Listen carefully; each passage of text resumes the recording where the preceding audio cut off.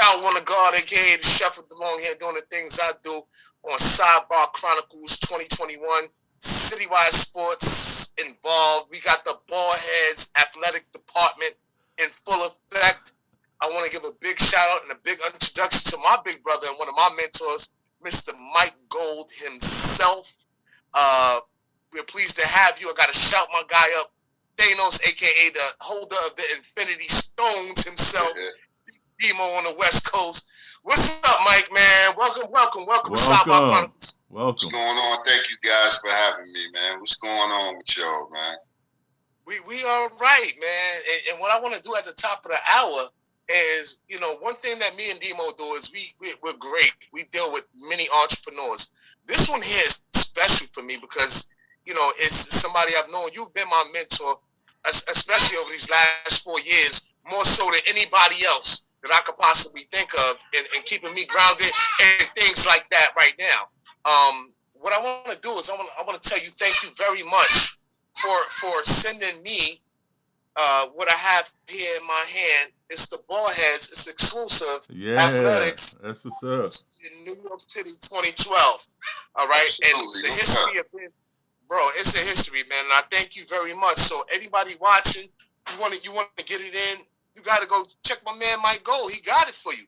I also want to show this one for anybody watching that's from Citywide Sports, and this is a long sleeve, big time, big double X dope shirt. Wow, let's go. Man, this that shit suits you, man. It's dope, man. And I got some promotional things I'm gonna do with these things, Mike. Absolutely. And I want to tell you thank you so much, man. And basically, welcome to what we doing here, man. You know what I'm saying? So I gotta ask you first and foremost, Mike. I want you to talk about yourself a little bit. Tell us a little bit about where you're from and how we got to the point where I'm putting these T-shirts up here where everybody see what we doing.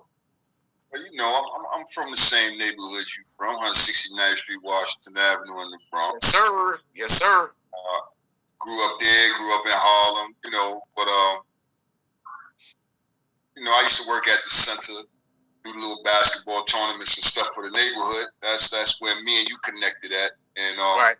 That's how the T-shirt business started out, man.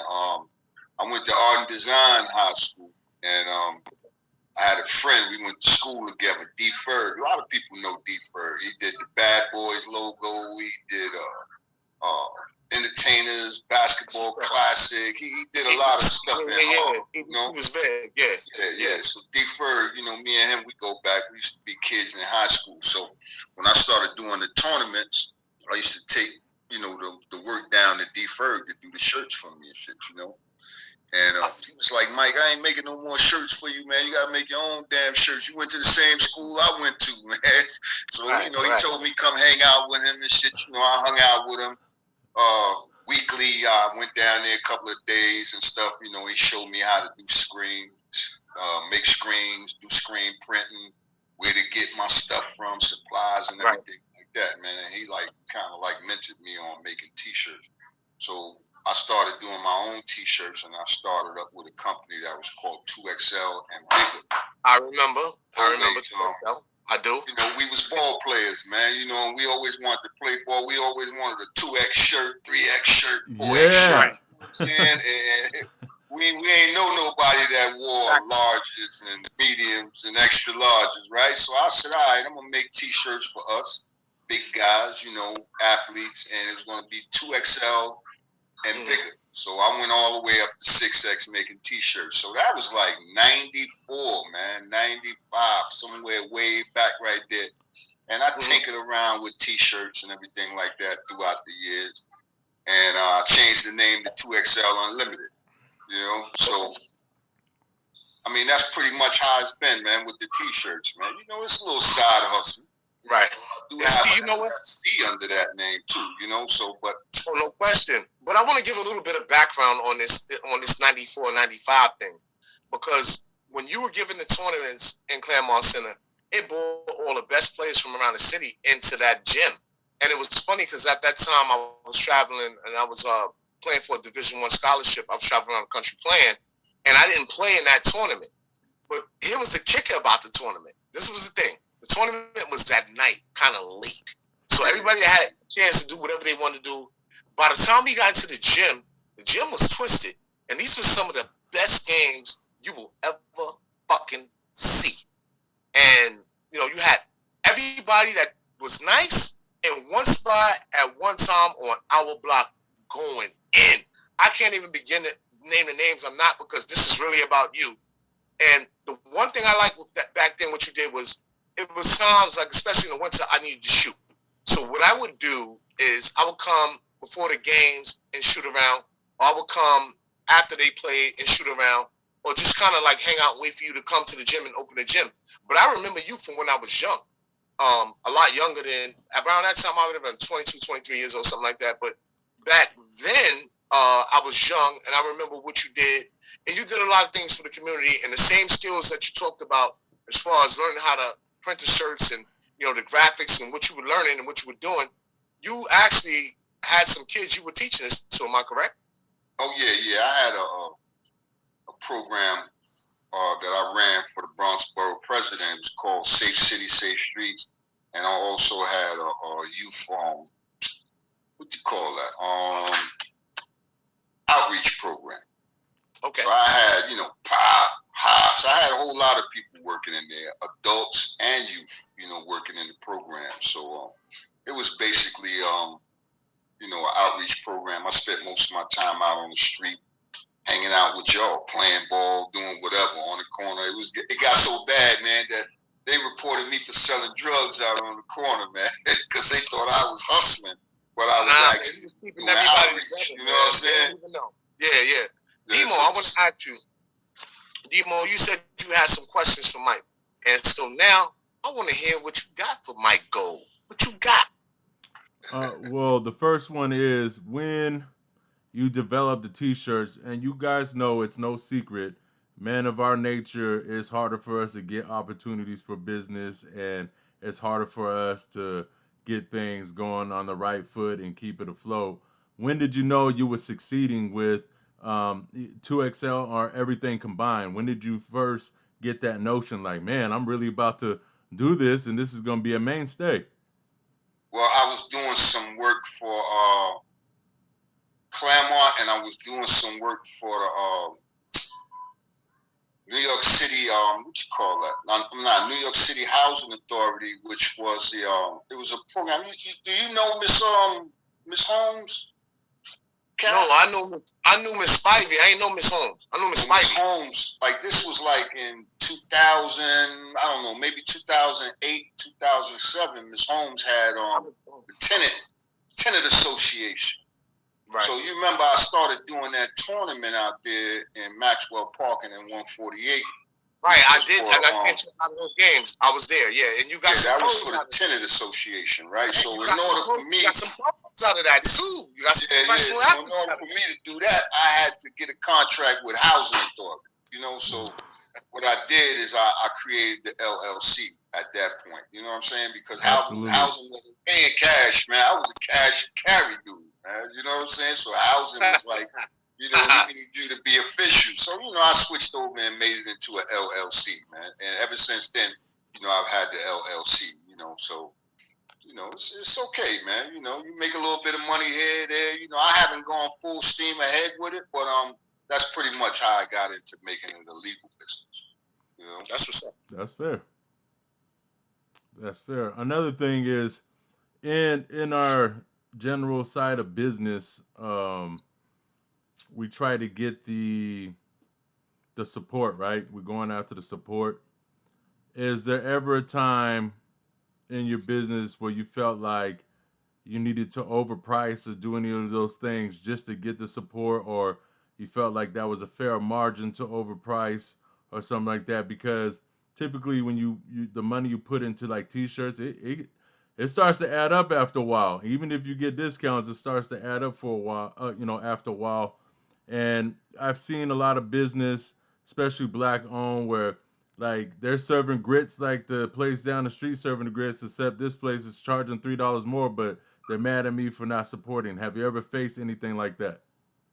Nah, I mean, when I sell shirts and I make shirts, I just try to make it affordable, man. I mean, being affordable is better than being overpriced. I don't want all the money in one day, man. You know what I'm saying? I mean, you can make $1,000 in one day, and you might not make make no more money because people just bought it for the time being and they knew your prices were high. So you got to kind of like stay consistent, man, with, what's affordable. I mean, and you stay within the range of what you spend your money on, Absolutely. I mean, some people want to charge a whole lot of money for stuff, and some people don't, So I'm one of those people who I try to be reasonable because I try to appeal to everybody, So I don't just want high end sales, I want all kinds of sales, Right. So I even go out. Yeah, I do Old Timers Day and stuff like that. I probably was like the only person in the park, man, that had shirts for like $10, man. Everybody else was trying to kill you for the price of the shirts. Absolutely. But I say, I come out there for 3-4 hours with 100 shirts and sell them for $10, and I leave and I see the guy with the table selling them for $20. He's still out there. So I don't got time for that. That was my point. That was my point. It's better to be reasonable and just, over time, and then even with that, it builds up a reputation too. Like, this guy works with us. He's one of us. He knows how it is.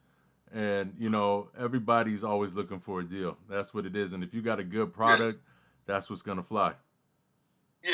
And people are always looking for a deal. And I mean, it's business first, man. Right. You got friendship, but it's about business. If you got friends, your friends, they gonna buy for whatever it is that you're charging, man. You know what I'm saying? Because I feel if I got something you want, right, or that you like, you should be willing to pay for it the same way you go online and buy anything with Nike, Reebok, whatever the case may be. And you don't ask them for no deal, so I don't expect you to ask me for a deal. But I will give things away unexpectedly. You understand what I'm saying? I mean, you spend money with me, I might just send you an extra shirt or whatever the case may be. You understand what I'm saying? But yeah, you have to be willing to pay what I'm charging, though, That's fair. And that's fair. That's definitely fair. I just want to say this. Mike, it's a pleasure to get you here. And not to be on no Debbie Downer shit. I want to say rest in peace to Kirk Harris. And the last time that I had you on any platform where it's recorded and it's going out into the public, we all did a 2017 roundtables. It was you, Kirk, Wardell, and myself. And I gotta say, after listening to it, I listened to it twice since we did it. The second time I listened was right after Kirk passed, and I can tell you, I thoroughly enjoyed that show. That was dope, and I want to, send my thoughts and prayers out to his family. Yeah, Kirk, that was my guy, man. That really hurt my feelings, man, when passed away so unexpectedly. Didn't know that he was having any kind of health problem. Me and Kirk go back to around the same time I started making T-shirts because even though I'm an artist, I didn't have time to draw pictures, man. I didn't have time to sit down and do art. And Kurt was one of those dudes who was a prolific drawer, man. And he was a prolific artist. He sat down, he drew every day, all day, So he did a lot of artwork for me, So I met him. He used to live down in the Polo Grounds. I remember going down there, man, picking up artwork from Kurt, man, and talking on the phone with him, telling him what I want, and he making it come to life. You know what I'm saying? So when he passed away, man, that was like a part of me that passed away because we had so much history together. We lived in Atlanta together. It's a long way to go, man, between me and him. That's something I didn't know about Kurt though. Like I didn't know he could get down like that on the art. So now that explains some of the stuff I've seen. Yeah, he was very prolific when it came to drawing, man. You know what I'm saying? So all day long, man.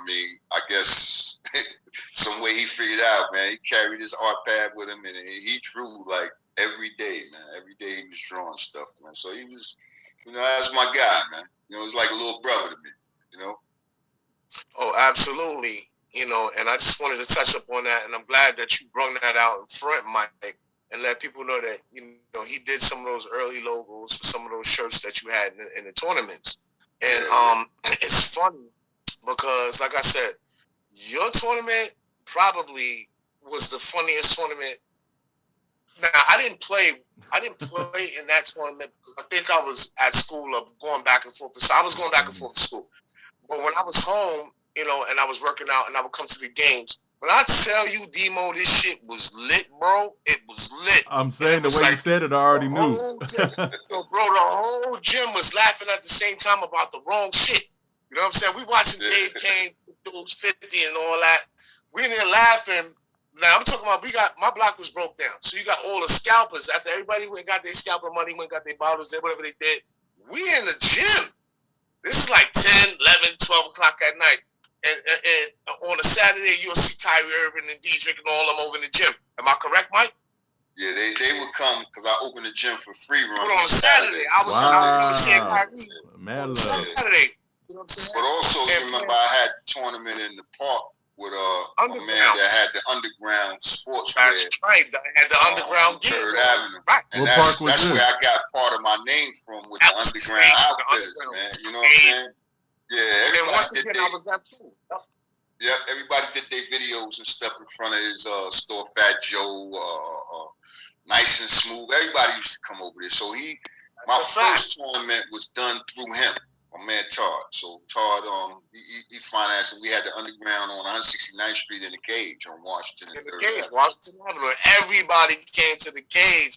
Yo, and them games down there, it's like I could think of how some of them games ended, and all I got to do is shake my head because it was shit that happened in them games that you wouldn't see on TV, college, or professional. Mike, am I lying? I'm not lying. The shit I seen there, I never seen people do on TV. And you know what's funny? It's always like that. I could think of like so many times, so many games, so many things. But what I liked with the underground was that it was mixed with urban street culture. So this, you could this underground. You see the banner, they got the guy on the mic, you got the players. Then you can go to the store and you can buy some shit. And I thought it was dope right there in our neighborhood. Yeah, it was cool. Even Duke came up a couple of times, man, and called the games. Richie Adams came. That's right, Rich. Me and Rich Bobby Jones. Right. A lot of people came there. Master Rob played there. Yes, sir. Yes, sir. Master Rob. Yes, sir.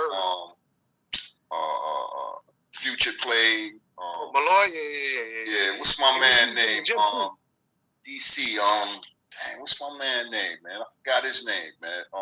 Derek Coleman? It was a lot of people that played there, man.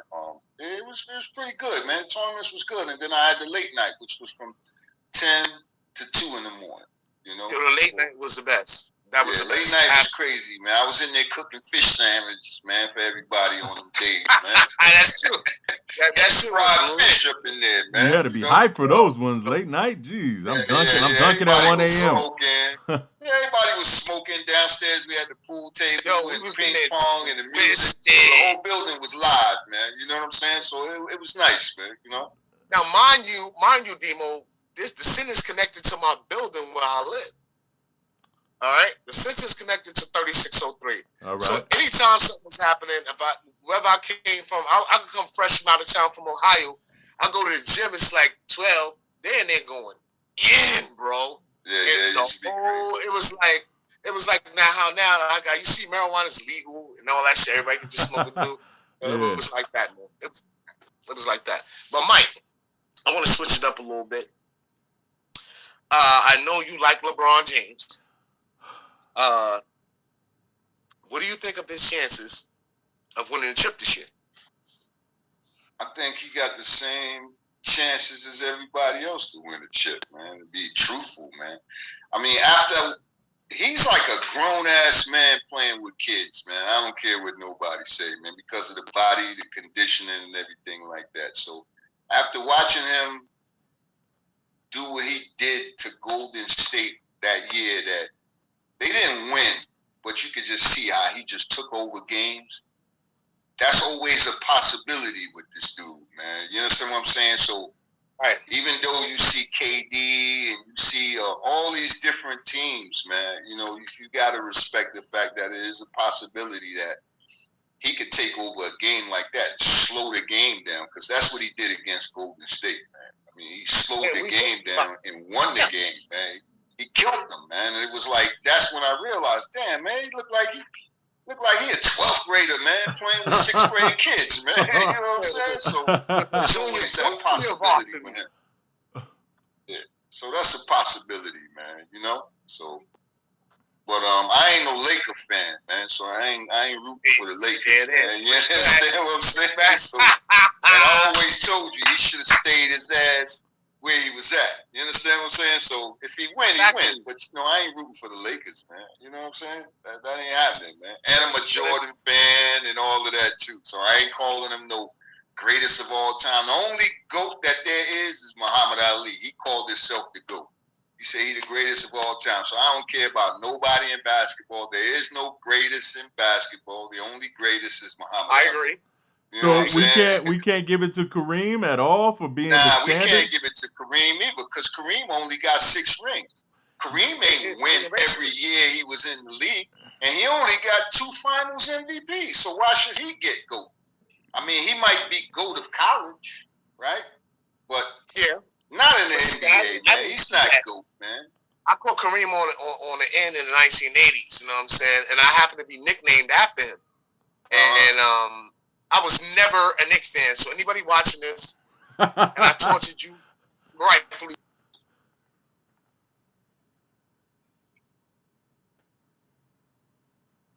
Cal, your mic off. Your mic. All right. Make that for me. I can totally understand how you feel as far as you representing LeBron. Like I said, LeBron James to me is the best player since 2010.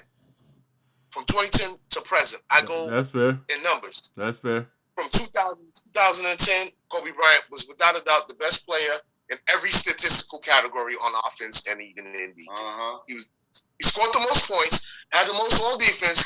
I'm not gonna go back and forth with that.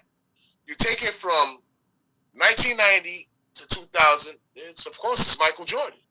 Yep. And then as you go back, I'm generational. I'm not gonna say one guy is the best guy, but I'll tell you, this year with basketball, we're gonna see some things that we always wanted to see. The matchups, the good teams having to play each other because they all crowded up at the same time, especially in the West. The East, it's gonna be interesting, but the West, I don't know what the hell's gonna happen out there. And what I will say for everybody out here that's listening right now, we all are entitled to our picks. So I want to go around the table. Who do y'all have to win the finals?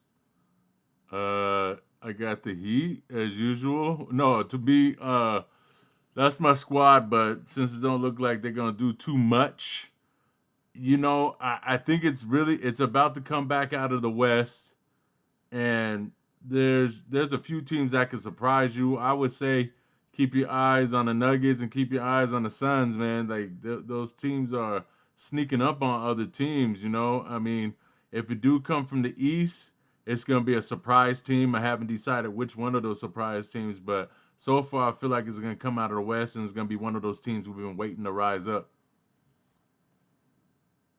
Mike, who you got? I say the Lakers, man. And that's not being a Laker fan. I just say the Lakers. You know what I'm saying? Because they the defending champs, and I've seen how teams on that LeBron has been on. Like you look at it, that's just like the Bulls, man. When the Bulls won 6, you never expected the Bulls to win the first one, the second one, third one, fourth, fifth, or sixth. Not at all. Because of their roster. You looked at their roster and you was like, I want Michael. And that was my favorite play. I want Michael Jordan to win, but I don't think they could beat Portland. Scrap them. I don't think they could beat the Lakers. Scrap them. I don't think they could beat Seattle. Scrap them. So when you look at that, man, intimidation really, along with a good team, man, is what does it, man. Mike intimidated everybody. They team wasn't better, man. Mike just intimidated everybody, man. That's it. That is it. Yeah. I knew they was onto something the way they smashed down on Phoenix. I was like, oh man, they bullied the bullies. They bullied the bullies. Yeah. It was a bully game, man. No easy. I'll tell you, my pick to win the NBA championship for 2021 is the New York Knicks. But here's the skinny. They're going to win the chip before the regular season is over. So I thought I would say that. Because it seems to me like, guys are running in every direction with it. They're doing this, they're doing that. So I'm going to pick the Knicks to win the championship before the season is over. Now, once the regular season is over, to me, it's open. You know what I'm saying? It's pretty much open. It's whoever gets hot. You know, I'm not going to put my finger on it. I'm sure we'll come back and revisit this in a couple of weeks, a couple of months or whatever. You know, I think anybody can basically, you know, make a move in the East. I like the top three teams in the East are basically Milwaukee, Philly, and of course the Brooklyn Nets. To me, with the Nets is win or bust, win or go home.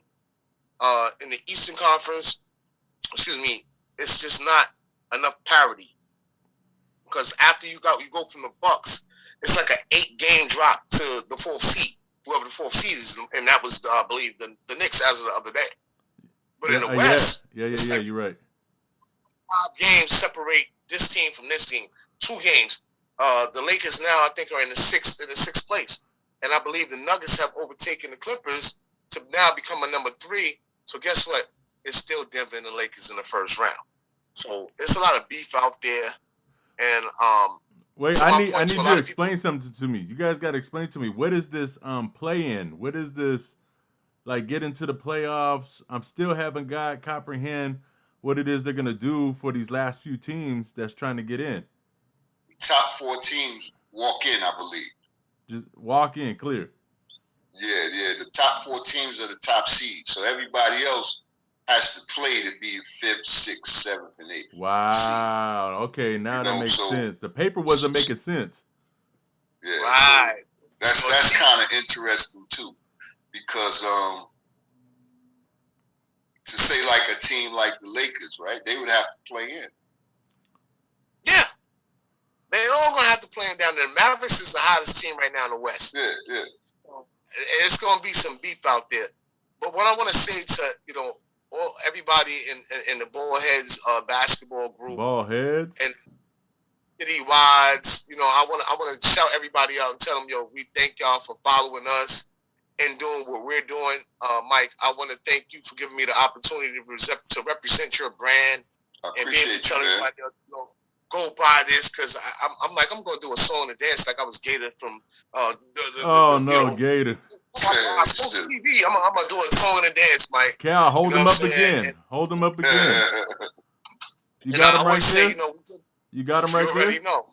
Hold them up again so we can see it one more time. No, the T-shirts. I got you. I'm shaking it to the left, God. I got you. Yeah, I gotta see you with that on, man. I am, man. On there, man.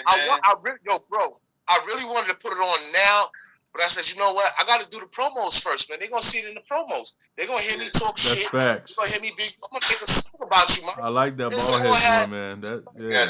I appreciate y'all, man. Shit, and I'm gonna pump this shit all the way around for everybody to know. You know what I'm saying? It's my pleasure to work with you, Mike. And I gotta say this for the record. I hope everybody understands. We're all, oh shit. It seems like the Zoom meeting went off. What the fuck? No, we on. Okay. We still on. I control it. Oh, we still on? Okay, well, we still on. I just want to say this to everybody. I appreciate talking to both of these men I'm talking to. The people out there, I really don't know that it takes hard work and building relationships with people and keeping them and just watching everybody kind of grow and, just basically supporting each other. Somebody said the other day, well, this group of people, nationality got this group of nationality, they got that. Well, what do we have? And as Black people, we have a lot of stuff. There's a lot of stuff going on. You just got to open your eyes and see who's doing what. And give people their flowers while they're alive. Please. You know what I'm saying? Mike is an OG. Please. Mike is an OG. So I salute Mike Gold, and I'm definitely I'm doing my best to give you your flowers while you're here. You know what I'm saying? Because life is short. Appreciate it, man. We all supposed to get flowers, man. We should be giving each other flowers all the time, man. You know what I'm saying? And that's just acknowledgement, man, of that you gotta respect and acknowledge people, man. And sometimes you don't even have to know a person for a long time like D, man. You know what I'm saying? I don't know you like that, right? But it's just acknowledgement and respect, man. You know what I'm saying?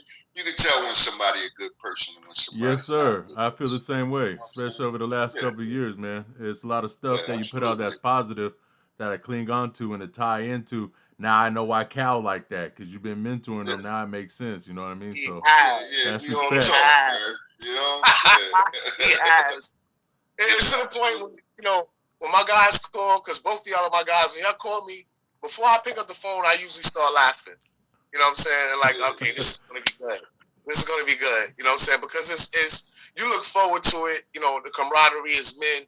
And being able to tell somebody I love you and I appreciate you. A lot of men won't do that. You know what I'm saying? They think I'm not going to. But, for me, in some cases, you ain't got to say it. Just knowing that you call me and knowing the love is there, I'm good with that, yo. Yeah, on that note, that's how that go. Yeah. On that note, we gonna sign off. I think Zoom was trying to kick us off, but I might have kicked us off first. But I want to tell everybody, thank you out there for listening. Mike, I want to tell you thank you for being on this cast with us. Demo, as usual, you are the professor and the holder of the Infinity Stones. I want to tell everybody out there that was listening to Sidebar Chronicles via Citywide Sports, via Ballheads Athletic Department in New York City. Thank you for watching. We will be back with another episode of Sidebar Chronicles 2021. Peace. Peace.